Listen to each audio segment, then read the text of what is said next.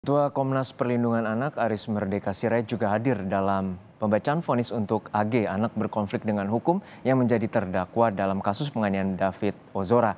Komnas Perlindungan Anak menilai kasus ini harus menjadi momen bagi pemerintah dan DPR untuk duduk bersama dan kembali merevisi Undang-Undang Sistem Peradilan Anak terkait kejahatan yang dilakukan anak di bawah umur. Nah, ini saya kira momennya kasus AG ini untuk segera DPR dan pemerintah duduk bersama untuk merevisi Undang-Undang 11 tahun 2014 tentang definisi tadi. Usia anak yang melakukan kenakalan. Kenakalannya sifatnya apakah itu kenakalan ringan, ya, atau sebut namanya juga kejahatan ringan atau tindak pidana ringan yang harus didefinisikan ulang di situ. Soal bahwa definisi anak masih tetap di bawah 18 tahun. Tapi kalau ada anak yang di bawah 18 tahun melakukan tindak pidana, harus dipisahkan betul-betul mana kenakalan, mana kejahatan. Kejahatan itu pun mana kejahatan ringan, mana kejahatan berat. Sidang putusan bagi AG akan berlangsung siang hari ini. Lalu akan seperti apa nanti jalannya sidang? Kita bergabung dengan jurnalis Kompas TV Nanda Aprilia di Pengadilan Negeri Jakarta Selatan. Nanda, Pengadilan Negeri Jakarta Selatan menyatakan sidang vonis ini akan dilakukan secara terbuka. Namun untuk konfirmasi terakhir bagaimana? Apakah anak AG akan hadir dalam sidang vonis ini?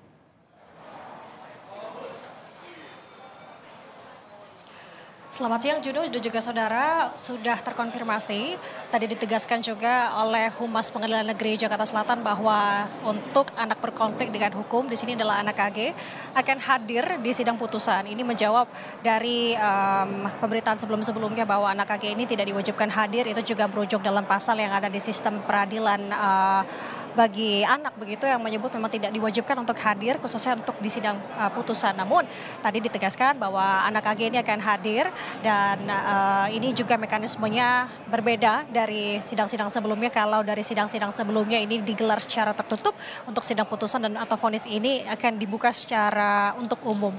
Namun memang tadi ada perhatian atau hal-hal yang menjadi perhatian yang disampaikan oleh Humas Pengadilan Negeri Jakarta Selatan terkait untuk awak media sendiri memang dibatasi, tidak boleh banyak masuk ke dalam ruang sidang anak yang digelar hari ini.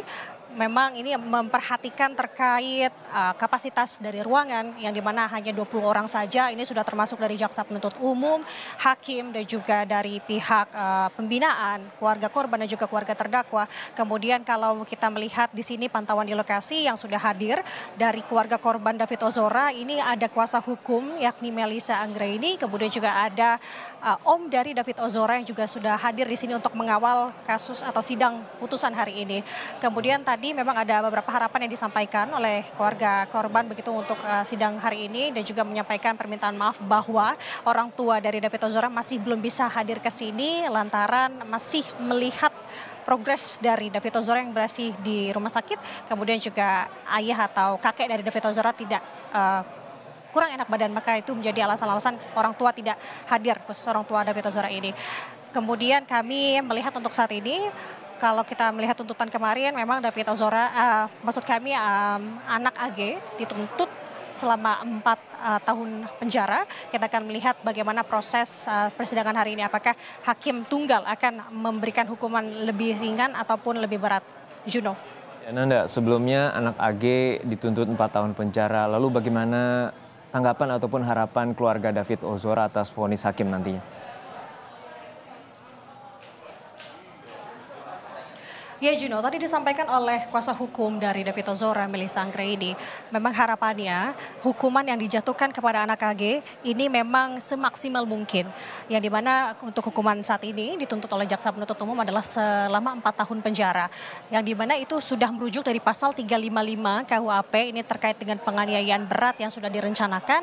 Namun kalau misalkan untuk orang dewasa atau orang normalnya begitu, ini dituntut selama 12 tahun secara maksimal. Namun melihat dari pertimbangan bahwa anak AG ini masih berada di atau anak di bawah umur, kemudian hal-hal tersebut, maka dipangkas hukumannya ini dari setengahnya 6 tahun memperlihat usia AG saat ini masih 15 tahun, maka dipangkas lagi menjadi 4 tahun.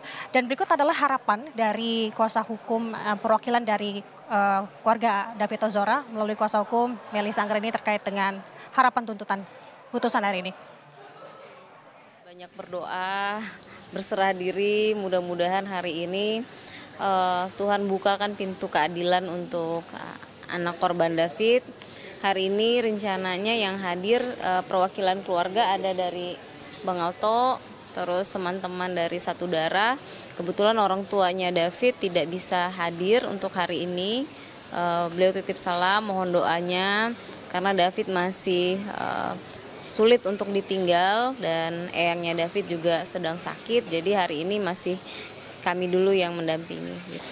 Itu kan sudah dipangkas setengah ya kalau anak. Jadi kalau kemarin jaksa penuntut umum bilang hal yang meringankan adalah terkait usia, maka menurut kami pasal 81 di Undang-Undang SPPA itu sudah mengakomodir terkait itu. Makanya kan berkurangnya setengah tuh.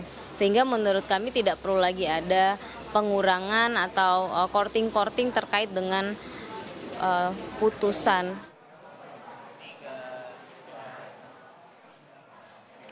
Demikian juga itu harapan dari keluarga David Ozora untuk hukuman putusan pagi hari ini. Memang harapannya mengikuti nanti bagaimana hakim memberikan hukuman kepada anak AG. Namun kita lihat nanti dan kita cermati apakah hakim akan menjatuhkan hukuman jauh di atas ataupun di bawah dari jaksa penuntut umum. Juno. Baik, kita nantikan bagaimana jalannya sidang vonis nanti yang akan digelar pada pukul 2 siang nanti. Terima kasih rekan Nanda Aprilia dari Pengadilan Negeri Jakarta Selatan.